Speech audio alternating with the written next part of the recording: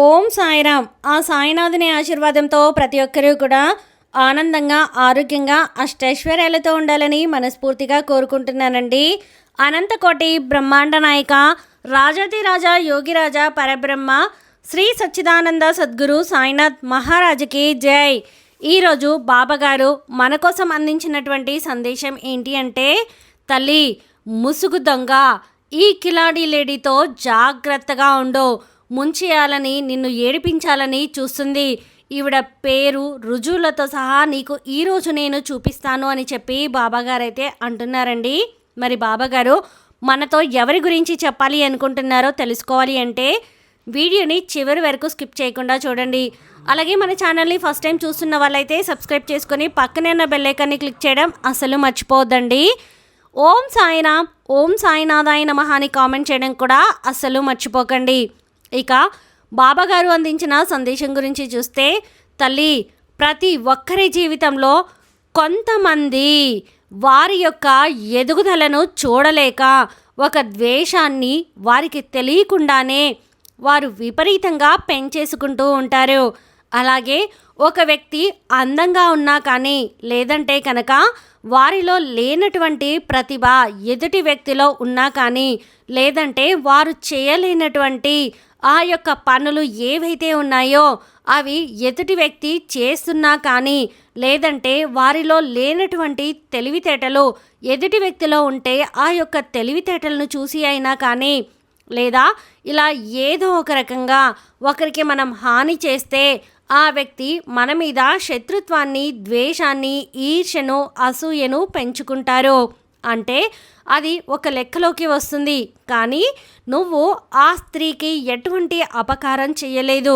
నీ కారణంగా ఒక్కటైనా, రెండైనా, మూడైనా, నాలుగైనా కానీ ఇన్నిసార్లు మంచే జరిగిందే తప్పితే నీ కారణంగా ఆ స్త్రీకి ఏ రోజు కూడా ఘోరంతా చెడు కూడా జరగలేదు.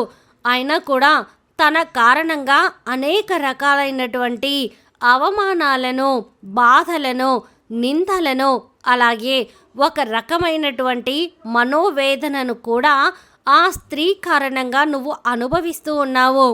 ఆ స్త్రీ పైకి మంచితనం అనే ఒక ముసుగును వేసుకొని లోపలంతా కూడా ఈర్ష, అసూయలతోటి, ద్వేషంతోటి, పగతోటి నిన్ను ఎలాగైనా కానీ తొక్కేయాలి, అవమానించాలి, అగౌరవపరచాలి, నలుగురిలో నీకంటూ ఒక స్థాయి లేకుండా నిన్ను దిగజార్చాలి, లేనిపోని నిందలు నీ మీద మోపి నీవు అంటే కుళ్ళి కుళ్ళి నీకు నువ్వే మనోవేదనకు గురై అనారోగ్యం పాలైపోవాలి అని చెప్పి 1000 కళ్ళతోటి ఎదురు చూస్తూ ఉంది.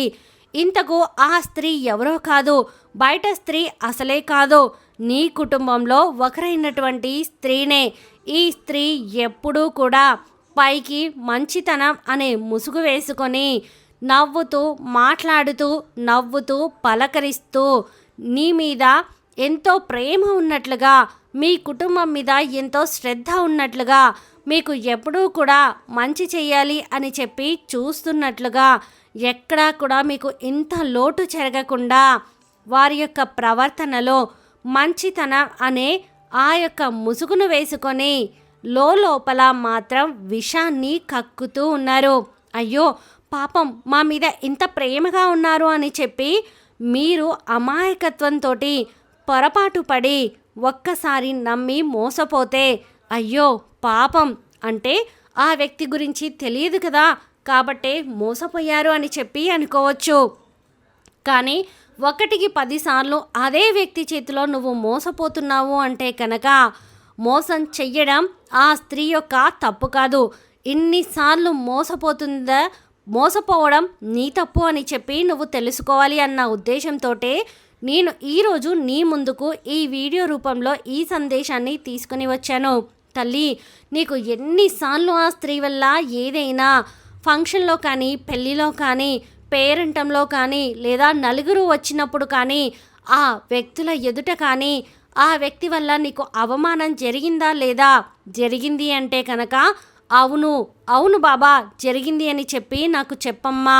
అలాగే ఈ వ్యక్తి కారణంగా ఎదుటి వారి యొక్క మాటలలో అంటే అప్పటి వరకు మంచితనంగా మాట్లాడి మంచిగా మాట్లాడి స్నేహపూర్వకంగా ఉండేటువంటి నీ యొక్క బంధుమిత్రులు ఈ వ్యక్తి మాటల యొక్క ఆ చెడు మాటలు ఏవైతే లేనిపోని నిందలు ఏవైతే నీ మీద ఉన్నవి లేనివి చాడీలు కల్పించి ఏవైతే చెప్పి నిన్ను ఒక దోషిలాగా నించోబెట్టారో ఆ యొక్క వ్యక్తుల యొక్క నోటి ద్వారా నిన్ను ఎన్ని రకాలుగా అవమానించారో, అయ్యో నువ్వు అలా చేసావంటగా, అప్పుడు ఇలా మాట్లాడవంటగా, నువ్వు అలా చేసి ఉండకుండా ఉంటే బాగుండేదేమో కదా అని చెప్పి నిన్ను ఎదుటివారు వేలెత్తి చూపించినటువంటి పరిస్థితి ఆ వ్యక్తుల వల్ల నీకు వచ్చిందా?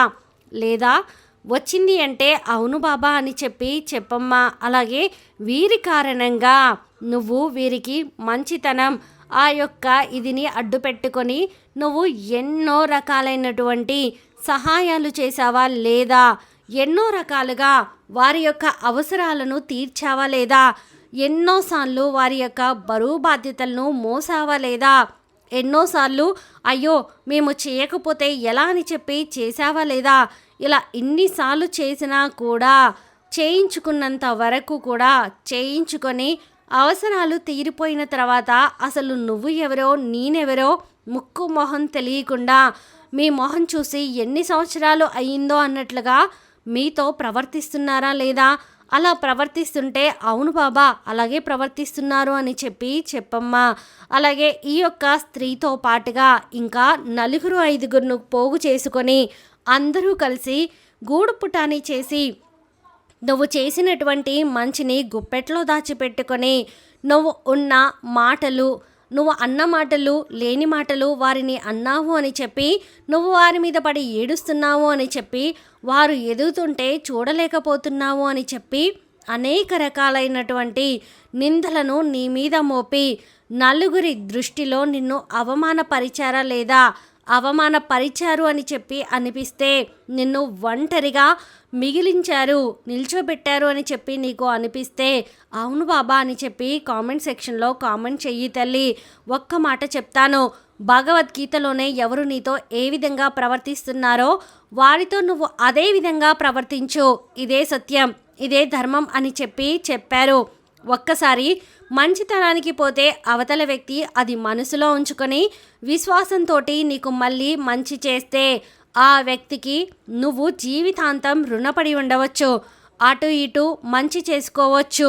కానీ ఎప్పటికీ నిన్నే వాడుకొని అవతలి వ్యక్తి నుంచి కనీసం గోరంత సహాయం కూడా నీకు దక్కనప్పుడు పదే పదే అవతలి వ్యక్తి అవసరాలు తీర్చి ఆ మాయ మాటలకు పడిపోయి పదే పదే వారి ఎదుట మెత్తగా సమాధానాలు చెప్పుకుంటూ వారు ఏదంటే దానికి తలకాయ ఊపుకుంటూ పిచ్చిదానిలాగా ప్రవర్తిస్తే ముమ్మాటికి తప్పు నీదే అవుతుంది తల్లి. లోకం తీరు చాలా విచిత్రంగా ఉంటుందమ్మా తల్లి. ఈ లోకంతో పాటుగా ఈ మనుషులను చూసి నువ్వు మారకపోతే నిన్ను మట్టిలో కప్పేస్తారు, జాగ్రత్త.